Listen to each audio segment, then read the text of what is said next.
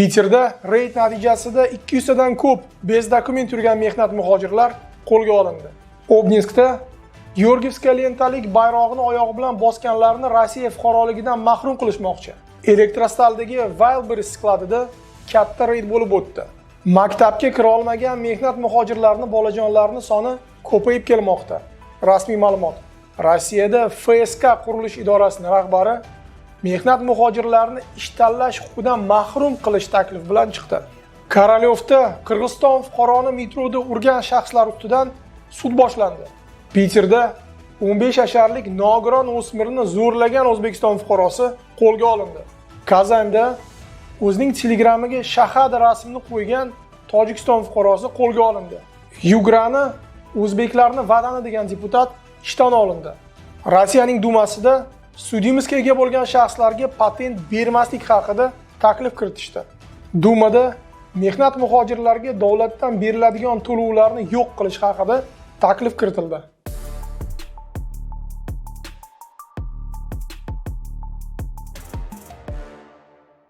Assalomu alaykum hurmatli do'stlar. Bugun 8-iyun va odatdagi yangiliklarimizni boshlaymiz. Boshlashdan oldin odatdagi sizlardan iltimos, podpiska bosib qo'yishni unutmang. Katta rahmat. Birinchi yangilik Piterdan keldi. Bu yerda yil boshidan eng bir katta reyd bo'lib o'tdi. Bu reyd birinchi bo'lib shu taksi, dostavka, kuryerlik va boshqa sohalarda ishlayotgan mehnat muhojirlariga nisbatan tashkil etilgan. Reyd natijasida 200 ta chet el fuqaroga nisbatan ma'muriy protokollar tuzilgan va 30 tasiga nisbatan vidvoreniya qo'llangan. Reydda nafaqat MVD, balki kinologlar xizmati, FSB, Rosgvardiya va GAI xodimlari ham ishtirok etgan. Rasmiy ma'lumot bo'yicha 1-iyulgacha Piterda reydlar davom etadi. Shuning uchun meni Piterdan ko'rayotganlar bor bo'lsa, o'zingizni ehtiyot qilinglar, hujjatlaringizni tartibga keltiringlar. Keyingi yangilik Kalujskiy oblastdan keldi. Bu yerda o'tgan oy bir video tarqab ketdi. Aynan Obninskda shu voyaga yetmagan o'smirlar Rossiyaning shu Georgiyevskiy lentalik bayrog'ini oyoqlari bilan bosishmoqda. Bu video millatchilarning Telegram kanallarida tarqab ketdi va Rossiyaning tergov qo'mitasining rahbari Bastrikin bu holatni alohida nazoratga oldi. Va mana hozirgi rasmiy ma'lumot bo'yicha bu o'smirlarning ota-onasini Rossiya fuqaroligidan mahrum qilishga qaratilgan harakatlar boshlangan. Albatta, bunday harakatlarni juda ham xunuk desak bo'ladi va mening fikrim bo'yicha bu yerda shu ota-onalarni ham ma'muriy javobgarlikka tortsa bo'ladi. Ненадлежащее воспитание несовершеннолетних qilib, shu moddalar bilan shtraf qilsa bo'ladi. Lekin Rossiya fuqaroligidan mahrum qilish mening fikrim bo'yicha bu bugungi Rossiya qonunchiligiga qarshi harakatlar deb o'ylayman. Lekin hammamiz siyosatni ko'rib turibmiz. Biz bu vaziyatni alohida kuzatib kelmoqdamiz. Bir qandaydir yangiliklar bo'lsa, biz albatta bu haqida kanalda shu yangiliklarda video qilib chiqaramiz. Assalomu alaykum, Bahrom Ismoilov. Men sizga video murojaat qilmoqdaman. 2 oy oldin shu qizimni ko'zida ozgina oqlik ko'rdik. Uni keyin biz doktorga ko'rsatsak, ular rak deb topdi. 1 million rubl. Bizda hozir shu puldan juda qiynalyapman. O'zimning 9 ta farzandim bor. Menga yordam berishingizni iltimos qilib so'rayman. Mana endi men operatsiyaga tayyorman. Rahmat hammaga. Hammalaringga rahmat. Anamga reanimatsiyaga analiz topshirgani, narkoz olgani kirib ketyapti. Duo qilinglar. Do'stlar, aynan siz Mir privilegiya orqali pul yuborganingiz uchun Saxovat fondi shunday bizning bolajonlarimizga Rossiyada yordam berishga imkoniyatga ega. Siz ham Saxovat fondiga yordam bermoqchi bo'lsangiz, hozir shu yerdan silka chiqadi. Shu Mir privilegiyani yuklab olinglar va O'zbekistonga, Tojikistonga va Qirg'izistonga pul yuborayotganingizda promokod o'zbek terishni unutmang. Katta rahmat. Rossiyada maktabga kira olmagan mehnat muhojirlarining bolajonlarining soni ko'payib kelmoqda. Hammamiz guvoh bo'ldik. 1-2 oy oldin bir nechta qonunlar qabul qilingan.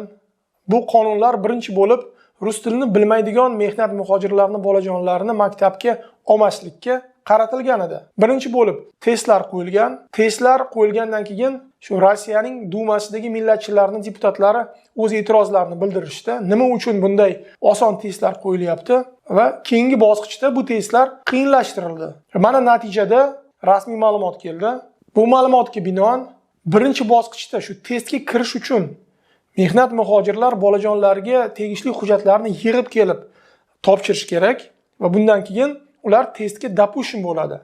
Va tasavvur qiling, shu testga kerak bo'lgan hujjatlarni ham ko'pchilik yig'ib kelisha olmadi. Yig'ib kelganlarning ichidan esa faqat 10 tadan 6 ta bolajon topshirgan. Bu degani ko'p mehnat muhojirlarining bolajonlari afsuski bu yil maktabga borisha olmaydi. Bu albatta Rossiya hukumati uchun va umuman shu har bir rivojlangan jamoat uchun katta problema desak bo'ladi. Hammamiz ko'rib turibmiz, bittada shu zapretlar kiritildi.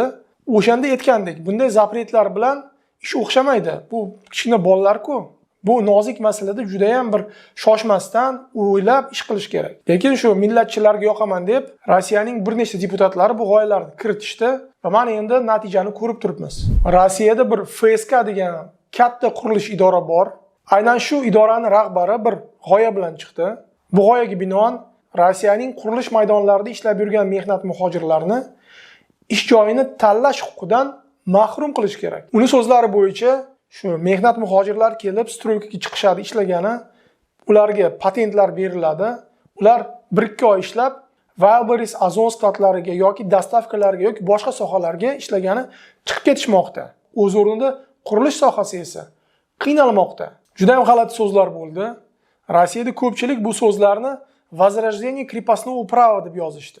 Xullas bu g'oyani ko'pchilik mehnat muhojirlardan qul qilish deb baholashdi. Mening fikrim bo'yicha shu qurilish idoralar o'z sohasida ko'proq ishchilarni qoldirmoqchi bo'lsa, birinchi bo'lib ularni huquqlarini pasaytirish emas, balki ishlayotgan sharoitlari, oyliklari, har xil boshqa shu ishlaydigan joyga tegishli sharoitlarni ijobiy tomonga o'zgartirish kerak. Agarda shu FSK kompaniyasidan odamlar ishdan ketayotgan bo'lsa, balki bunga bir qandaydir muhim sabablar bormi? Menimcha aynan shu savollarga birinchi bo'lib bu rahbar javoblar topish kerak. Kerak bo'lsa plashatkalarga kirib mehnat muhojirlari bilan gaplashish kerak va ularni shu qiynayotgan masalalarni aniqlash kerak. Sankt-Peterburgda 15 yasharlik nogiron o'smirni zo'rlagan 49 yasharlik O'zbekiston fuqarosi qo'lga olindi. За что задержан сотрудниками полиции?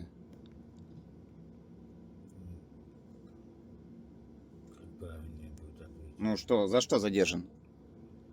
Ну что я с девушкой там был.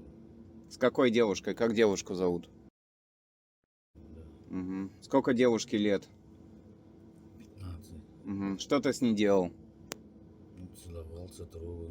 Vinu svoju признаешь? Да. Bu vaziyat yuz bergandan keyin bu nogiron qiz uyga borib otasiga hamma narsani aytib bergan. Shu zahot ular politsiyaga murojaat qilishgan. Endi kamida 9 yildan 12 yilgacha Rossiyada qamaladi. Keyingi yangilik Tataristondan keldi. Kazan shahrida bir Tojikiston fuqarosi qo'lga olindi FSB xodimlari tomonidan. Bunga sabab bo'lganligi uni shaxsiy Telegram kanal profilida shahar rasmi yuklanganligi. Shu zahot Tojikiston fuqarosi Qurbonzoda Alizadega nisbatan ma'muriy protokol tuzildi va uni 7 sutkaga qamashdi. Eslatib o'taman, hozir Rossiyada bir nechta odam aynan shunday kartinkalarni mashinasiga nakleyka qilib yurganligi uchun SIZOlarda o'tiribdi. Shuning uchun do'stlar, juda ham ehtiyot bo'linglar. Agarda Xudo saqlasin sizning shu dinga tegishli bir qandaydir kartinkalaringiz o'z vaqti terroristik xalq idoralar tomonidan ishlatilgan bo'lsa, bunday fotolar Rossiyada propaganda, ekstremizm va terrorizm deb ko'rib chiqiladi. Do'stlar, eslatib o'taman, Rosmigrant ilovasi orqali siz o'zingizni zapretlaringizni, patent, shtraflaringizni, bank tomonidan qo'yilgan qarzlaringizni tekshirib olishingiz mumkin. Xo'sh, shu yerdan Rosmigrant ilovasiga silka chiqadi. Prilojeniyani yuklab olinglar va Rossiyada qonun doirasida yurishga harakat qilinglar. Keyingi yangilik Xanты-Mansiyskiy okrugdan keldi.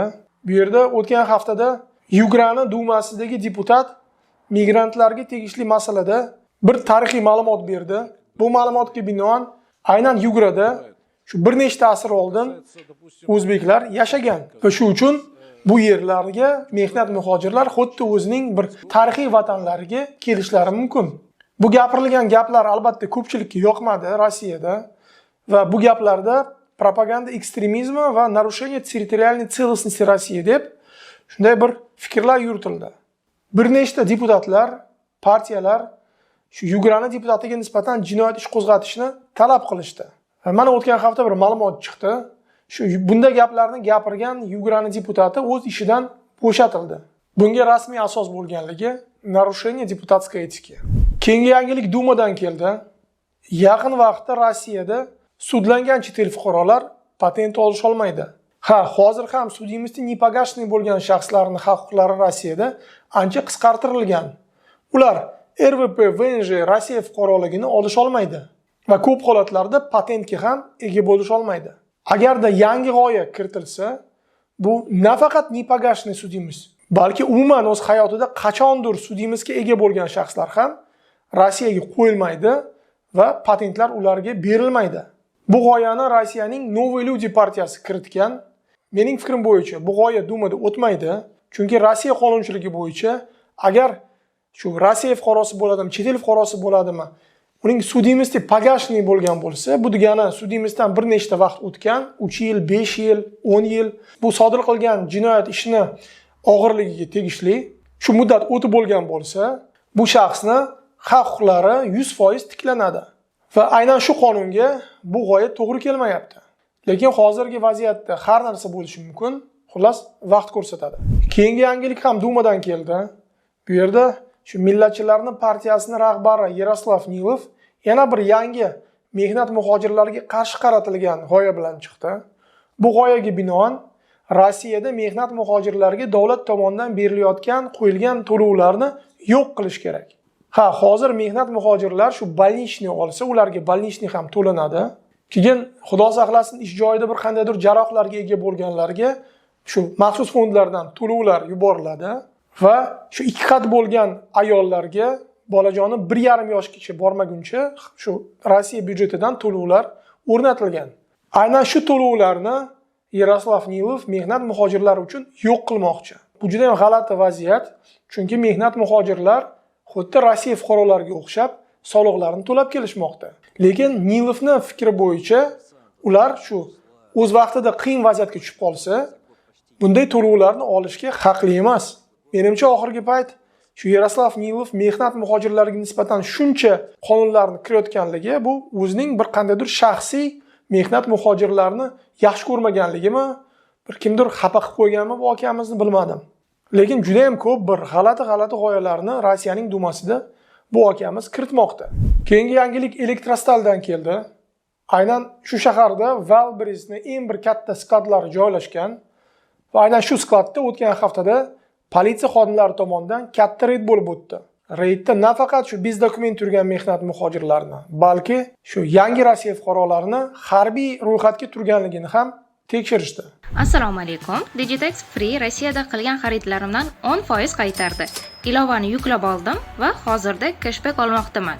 Loyiha hamkor do'konlari ro'yxatini digitexfree.ru saytidan topish mumkin. Ilovani yuklab olamiz va shaxsiy kabinetimizda cheklarni skaner qilamiz. Shunday qilib, xaridlarimizni qo'shamiz. Muhimi, mahsulot ochilmagan holda bo'lishi shart. Uchib ketish paytida bojxona tax free stoykasida sotib olingan mahsulotlarni, xorijiy pasport va xarid cheklarini ko'rsatish kerak. Cashback 15 kun ichida kartaga tushadi. Keyingi yangilik Moskvadan keldi. Bu yerda o'tgan yili Korolyov shahridagi elektrichkada Qirg'iziston fuqaroni urgan shaxslarga nisbatan sud boshlandi. Eslatib o'taman, o'tgan yili elektrichkada shu voyaga yetmagan bir nechta o'smirlar shu rus millatiga tegishli bo'lmagan shaxslarni gazli ballonchiklar bilan sepib, urib videoga olishgan. Biz bu videoni YouTube'da ko'rsata olmaymiz. Ko'rmoqchi bo'lsangiz bizning 18+ kanalimizga o'tinglar, hozir shu yerdan silka chiqadi. Bu shaxslar aniqlangan, Rossiyaning politsiya xodimlari tomonidan qo'lga olingan va ularga nisbatan hozir sud boshlandi. Xullas do'stlar, ehtiyot bo'linglar. Hozir bunday guruhlarning soni ko'payishi mumkin. Shuning uchun kechqurun elektrichkalarda, ko'chalarda qaytayotganingizda oldi orqangizga qarab yuringlar. Hozir shu ogohlik zamon talabi. Hurmatli do'stlar, bugungi loyihamiz aynan shu yangiliklardan iborat. Sizlardan iltimos, podpiska bosib qo'yishni unutmanglar. Kommentariyada savollaringizni qoldiringlar. Biz imkon qadar ularga javob berishga harakat qilamiz. Sog' bo'linglar, hurmatli vatandoshlar.